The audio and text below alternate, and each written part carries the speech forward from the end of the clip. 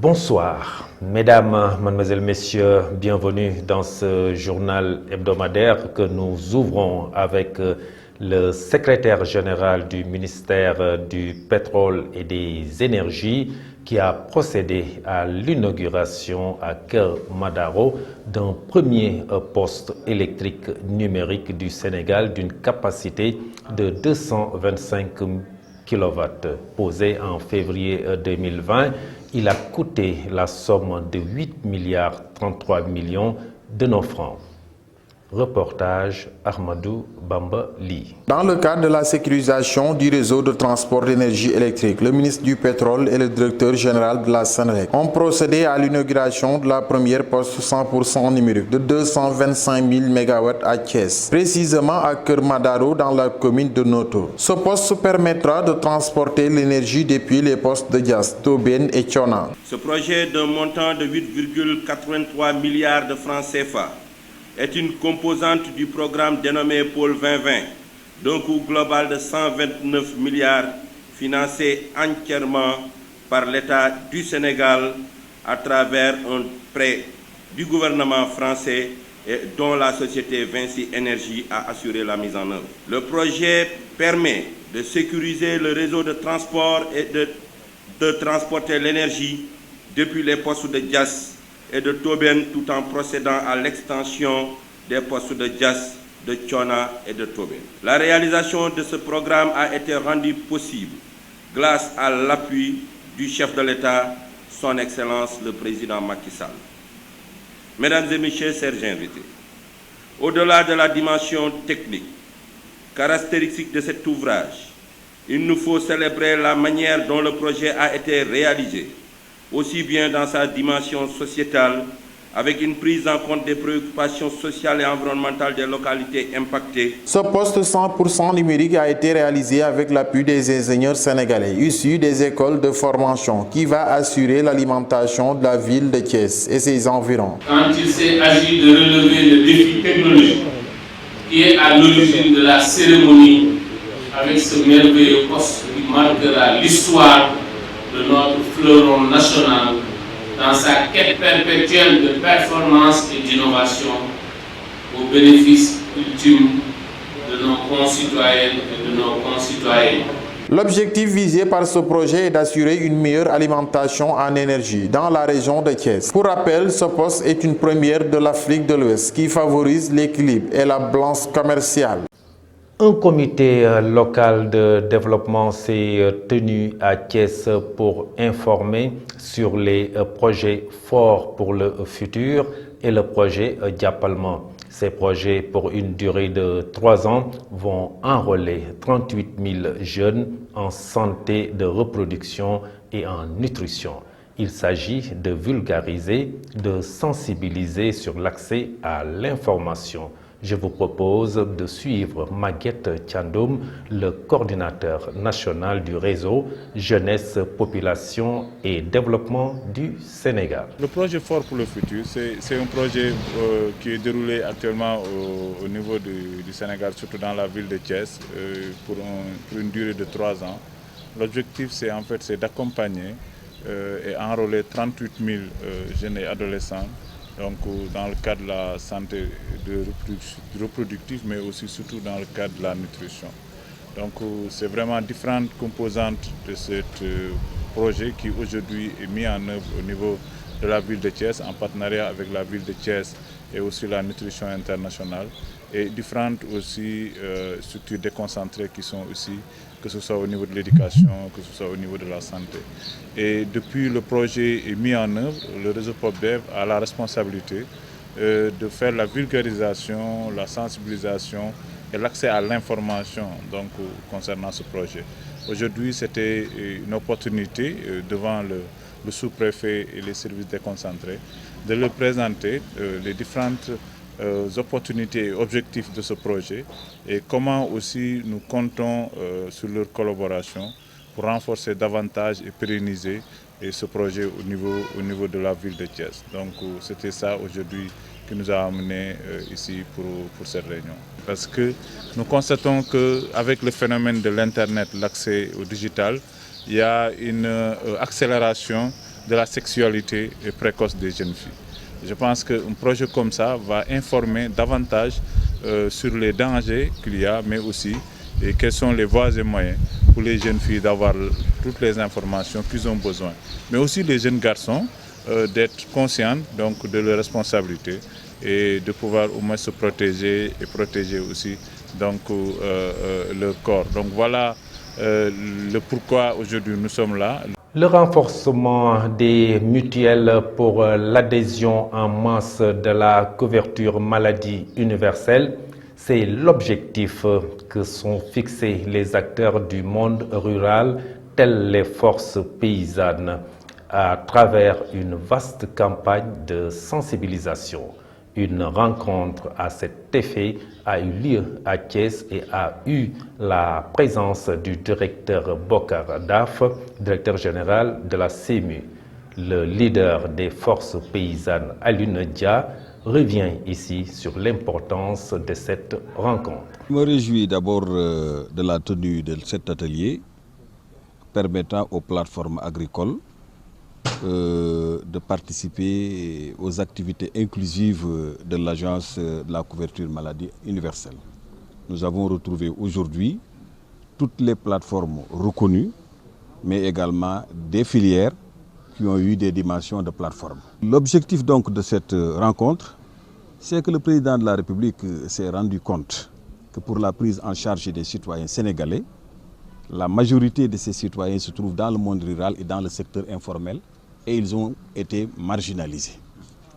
Il va falloir maintenant corriger cela pour permettre à tout citoyen sénégalais de pouvoir vraiment être pris en compte dans le domaine sanitaire. Et pour cela, il n'y a pas meilleure solution que de passer par l'Agence de la couverture maladie universelle. C'est pour cette raison qu'aujourd'hui, nous avons décidé de venir pendant 3 jours échanger, nous permettant d'abord d'apprécier et d'évaluer ce qui est déjà fait depuis 2016, mais de pouvoir effectivement prendre d'autres schémas nous permettant de toucher surtout la majorité de ces Sénégalais et surtout ces Sénégalais débuts, qui sont les paysans, pasteurs, pêcheurs, mais également le secteur informel. Mais si aujourd'hui, avec la nouvelle démarche, la CEMU pense devoir effectivement travailler avec les plateformes agricoles et qui sont partout dans le pays et surtout dans le monde rural, je crois qu'on va améliorer le travail et on parviendra à atteindre les 75% du président de la République, mais on peut même aller au-delà de 75%. L'atelier régional de lancement des activités de promotion de l'entrepreneuriat et de l'emploi des jeunes et du fonds de crédit du Provat CV s'est tenu à Thiès, un projet qui prévoit 28 000 emplois, dont 30% pour les femmes et 40% pour les jeunes. Reportage Ahmadou Bambali Moussabaye. Thiès a abrité l'atelier régional de lancement des activités de promotion de l'entrepreneuriat, de l'emploi des jeunes et du fonds du crédit Proval CV. Ce projet de valorisation des jeux pour le développement des chaînes de valeur irrigation locale est le premier projet opérationnel de mise en œuvre du programme national de développement de l'irrigation locale. C'est un projet qui ambitionne de travailler sur la modernisation des infrastructures de production à travers des aménagements hydro-agricoles et pastoraux, qui va faire la promotion de l'entrepreneuriat et la création d'emplois, mais également qui va travailler tout ce qui est développement des chaînes de valeur. Avec des objectifs extrêmement précis parce que le projet doit créer 28 000 emplois et faire la promotion de 5 000 petites et moyennes entreprises en milieu rural. Et sur des chaînes de valeur que nous avons déjà ciblées. Maintenant, on est aujourd'hui en atelier pour lancer concrètement le volet promotion de l'entrepreneuriat et la création d'emplois. C'est un volet extrêmement important du projet que nous mettons en œuvre avec un certain nombre de partenaires, dont le FADFR, qui est là, le directeur général est là, et dont le bureau de mise à niveau, qui vient de parler, et dont l'ITA aussi, dont vous avez suivi la présentation. Ce sont des partenaires majeurs là qui vont nous aider à mettre en place ces 5 000 micro et petites entreprises et à créer ces 28 000 emplois. Ce projet vise à augmenter durablement les productions agricoles, les emplois et les revenus en milieu rural à travers la mobilisation des eaux de surface et des eaux souterraines. Au sein de la mise en œuvre du Proval, comme je l'ai dit, qui est un projet de grande envergure, destiné vraiment au développement agricole. Il y a une composante mise à niveau. Et d'autres partenaires vont venir aussi sur leur intervention. Mais nous, en ce qui nous concerne, c'est pour montrer en tout cas aux porteurs de projet que nous sommes venus en tout cas dans le cadre de ce projet Proval pour accompagner au moins 100 entreprises. 100 entreprises, dont 20 dans la catégorie des PME et 80 dans la catégorie des très et petites entreprises. En tout cas, pour les accompagner à mettre en place des investissements qui vont les permettre de développer leur compétitivité et pourquoi pas de recruter, de consolider en tout cas les emplois qui existent en leur sein. Un fonds de financement de montant de 2,5 milliards de francs CFA est mis en place pour soutenir les projets des jeunes et des femmes dont l'objectif est de contribuer à asseoir une croissance économique forte. Le président de la République, son Excellence Macky Sall, appelle les médias à plus de rigueur dans le secteur de l'audiovisuel.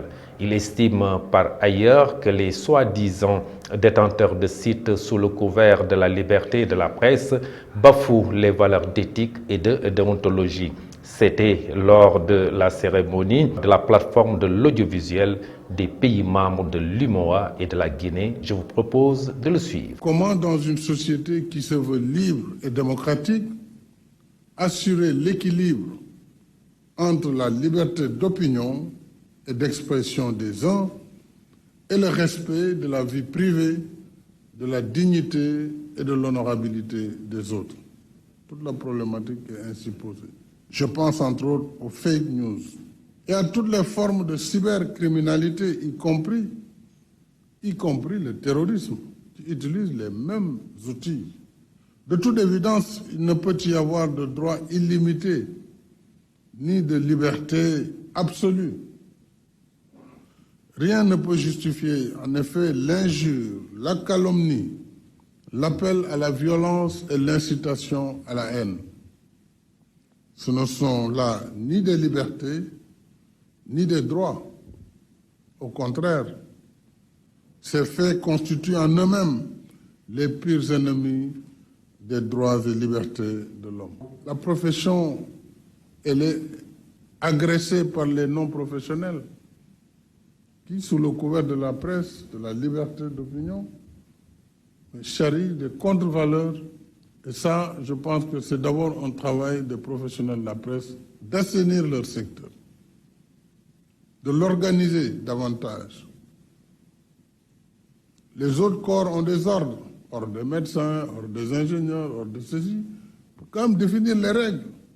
Tout le monde ne peut pas s'improviser professionnel de l'information et de la communication. Alors que vous parlez quotidiennement à des centaines de milliers de personnes, voire des millions de personnes, sans qualification, sans formation, alors il n'y a rien de plus dangereux dans une société que d'avoir de telles situations.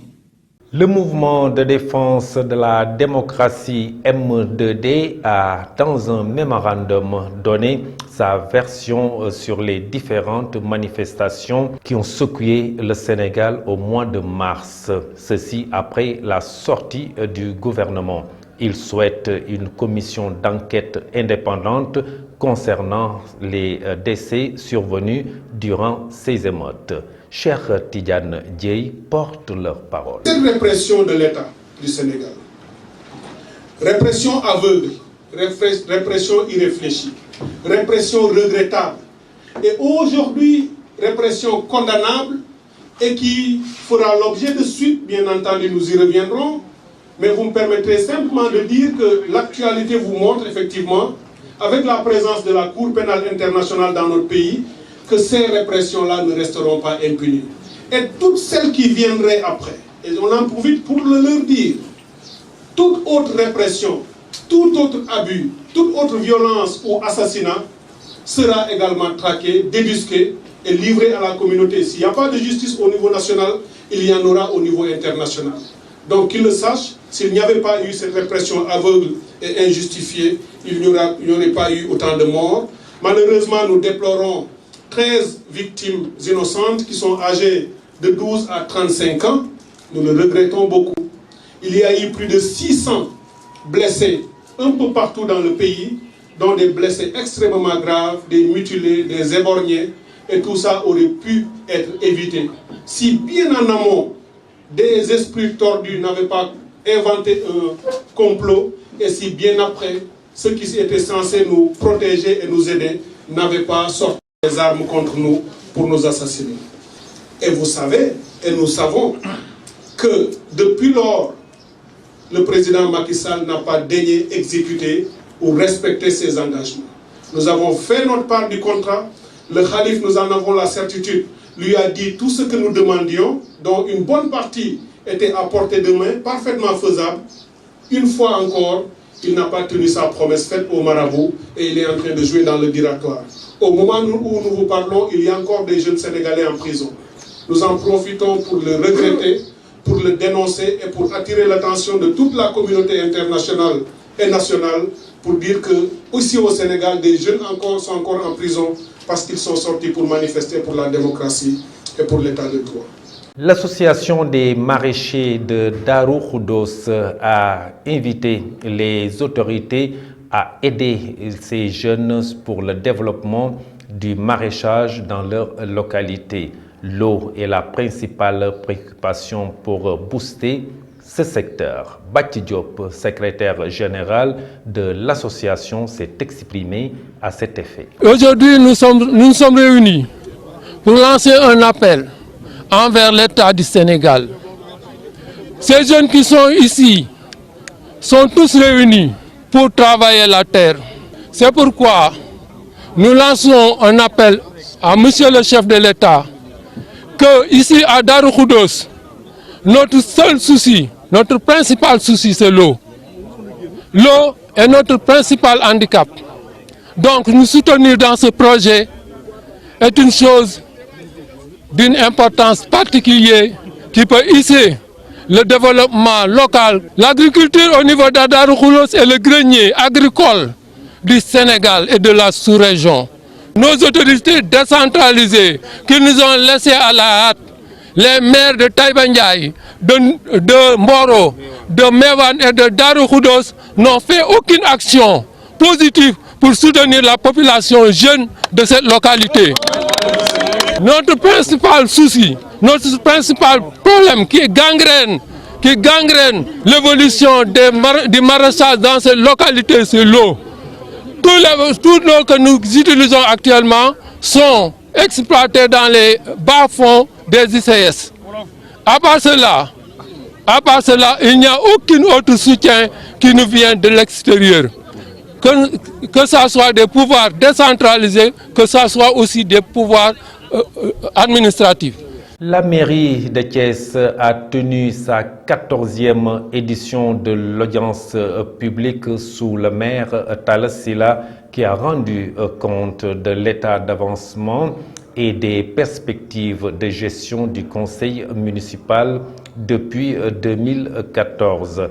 Il a fait un bilan exhaustif. Synthèse Ndeye Coumba Fall. Thiès a vécu la 14e édition des audiences publiques. C'est une initiative du maire Talla Sylla. La rencontre a pris des heures. À l'entame de ses propos, le maire de Thiès a rendu un hommage à ses collègues, maires, conseillers, avant de revenir sur l'importance de ces audiences. Celui qui te confie un travail a le droit de contrôler ce qu'il t'a confié. On a fait ceci à un certain moment, ou on a eu des difficultés à un certain moment, ou encore on est à telle ou telle étape. On projette de faire ceci dans la mesure du possible. Et là, on peut évaluer si vos visions sont les mêmes. Si on a beaucoup plus de force, on pourra chaque fin de mois faire des visites dans les quartiers pour jouer sur la proximité des malades. Beaucoup de gens meurent du fait de l'ignorance même de leur maladie. Parmi les décisions du maire, la question sanitaire est largement revenue. Dans le global, on peut compter des journées de consultation médicale gratuites offertes par la mairie de ville aux populations nécessiteuses. Et nous parlons du livre Mandela et le Sénégal, écrit par le journaliste sénégalais Mamadou Ibra Kane. Dans ce livre, le journaliste révèle des faits qui remontent en 1994. Selon lui, Mandela allait être expulsé de son logement à Soweto pour des soucis financiers. Et c'est le président Abdou Diouf qui lui a remis un chèque pour régler ce problème. Le montant a été tenu secret et c'est justement ce que l'écrivain Moussa Diabaté révèle en disant qu'il n'est pas du tout d'accord avec ce livre de Mamadou Ibra Kane, car ce montant étant tenu secret montre que le fait aussi était secret et ne devait pas être divulgué. Je vous propose de suivre l'entretien qu'il nous a accordé à notre reporter Mamadou Saturne Dior. Je me pose la question, comment Mamadou Ibra Kane va faire quand le président de la République, Abdou Diouf, va apprendre cela? Moi, c'est ma seule et unique question. Pourquoi et comment Mamadou Ibra Kane a pu arriver à faire un tel récit et puis sortir dans le cadre du ministère de la Culture et de la direction de la lecture. Il y a un comité de lecture. En tout cas, moi, c'est un acte vraiment que je n'apprécie pas du tout. En tant qu'auteur, moi, jamais, et je demande au bon Dieu qu'il me guide vraiment, que je n'arrive pas à divulguer quelque chose que j'ai eu à partager avec quelqu'un. Parce que quand on parle de secret, ça doit être quelque chose de gardé. Et puis je me pose la question, est-ce que lui, Mamour Ibra Kane, est-ce qu'un jour il pourrait prendre un de ses secrets pour divulguer ça? Ou bien un de ses secrets de sa propre famille, ou bien une personne qui lui est proche? Et puis, il doit se poser la question, comment le président Abdou Diouf va prendre ceci? Et puis la famille de Mandela, c'est un acte vraiment ignoble et je dis que tôt ou tard il va le regretter. Et je sais même actuellement il est en train de regretter ça. Moi je crois aussi qu'il faut revoir le milieu littéraire, il faut revoir, ce n'est pas parce que moi j'ai fait des études poussées, ce n'est pas parce que moi je suis quelqu'un d'une grande personnalité dans ce pays que je peux me permettre de dire ce que je veux. Si ça commence comme ça, bon, beaucoup de secrets vont sortir, hein. La commune de Mekhe a tenu un atelier de formation, de renforcement des capacités des jeunes acteurs dans le domaine de l'artisanat. L'encadrement de l'ONG allemand GIZ va aider à très court terme ces jeunes à devenir des chefs d'entreprise. Nous écoutons le maire de la commune de Mekhe, Maguette Wade, qui s'est confié à nos reporters à cet effet. Nous voilà donc réunis aujourd'hui dans le cadre d'un atelier de formation et de renforcement des capacités de jeunes acteurs promus à devenir des chefs d'entreprise dans le secteur de l'artisanat, du commerce, bien sûr, parce que, et demain de l'industrie, car nous rêvons de faire de notre ville un cluster industriel du cuir et des peaux. Nous avons bénéficié de la compréhension et de l'assistance de la coopération allemande à travers le GIZ représenté ici par Madame Dour, qui est responsable du pôle de la région de Thiès, pour former et renforcer les capacités d'une vingtaine de jeunes qui sont parmi les fers de lance de l'entrepreneuriat au niveau de notre commune. Donc nous espérons que cette formation, à la fin des 5 journées prévues, mettront en bonne pôle des jeunes qui, à très court terme, vont être très performants et devenir très vite des chefs d'entreprise ou d'industrie. Nous remercions la coopération allemande qui, dans des délais très courts, dans le cadre de son programme Réussir, a choisi la ville de Mekhe.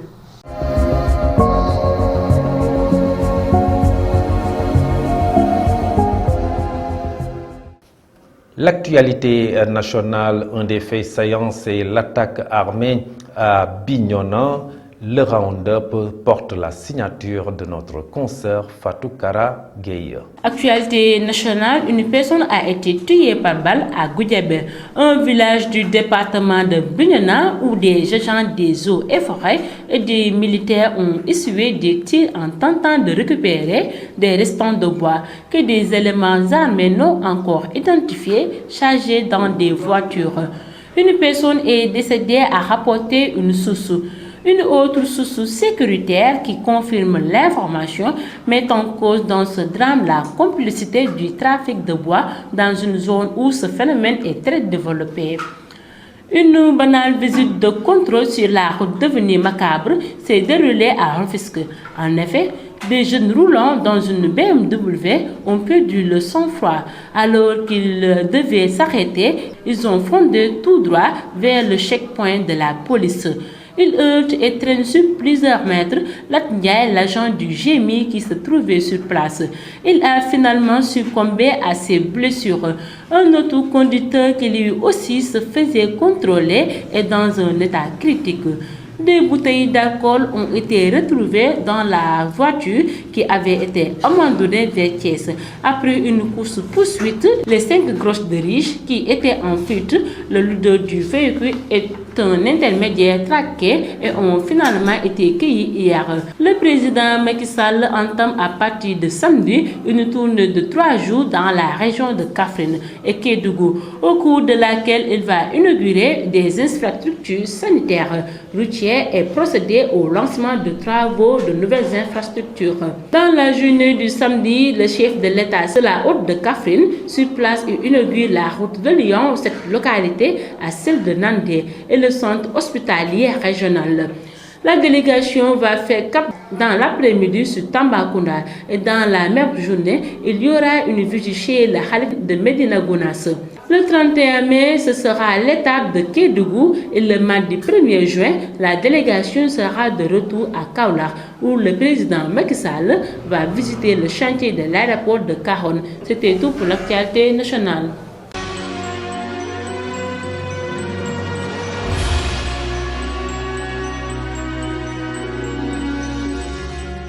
Et sur l'international, Mamadou Saturne Dione revisite les faits les plus saillants. L'actualité internationale sur Prestige TV que nous démarrons par la visite du président français Emmanuel Macron qui était à Kigali où il a prononcé un discours au mémorial de Gisoji jeudi 27 mai. Il y a reconnu des responsabilités mais pas de complicité de la France dans le génocide. Un discours très bien accueilli par son homologue rwandais. Outre les questions mémorielles, les deux chefs d'État ont parlé du futur de leur coopération car le rapprochement se veut à la fois diplomatique et économique.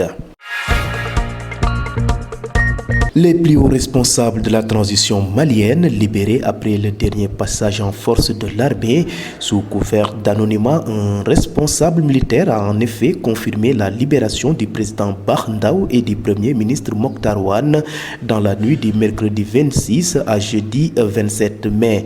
Arrêtés lundi, ils avaient démissionné de leur position selon les militaires. Bouclons ce rapide survol de l'actualité internationale en Gambie où la commission Vérité, Réconciliation et Réparation a clos ce 27 mai ses auditions entamées en janvier 2019. Elle a enquêté sur les violations des droits humains commises sous le régime de Yahya Jammeh et doit maintenant rendre ses conclusions et faire des propositions aux autorités actuelles.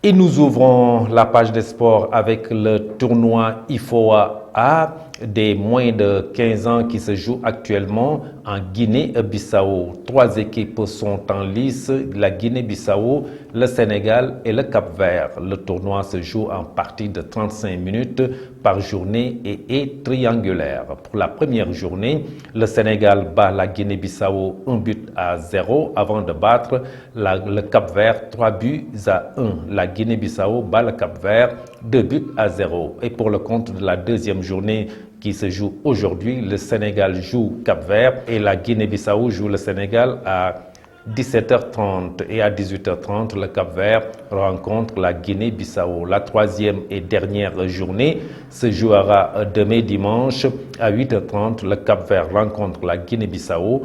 Le Sénégal joue le Cap-Vert et la Guinée-Bissau rencontre le Sénégal pour la dernière journée.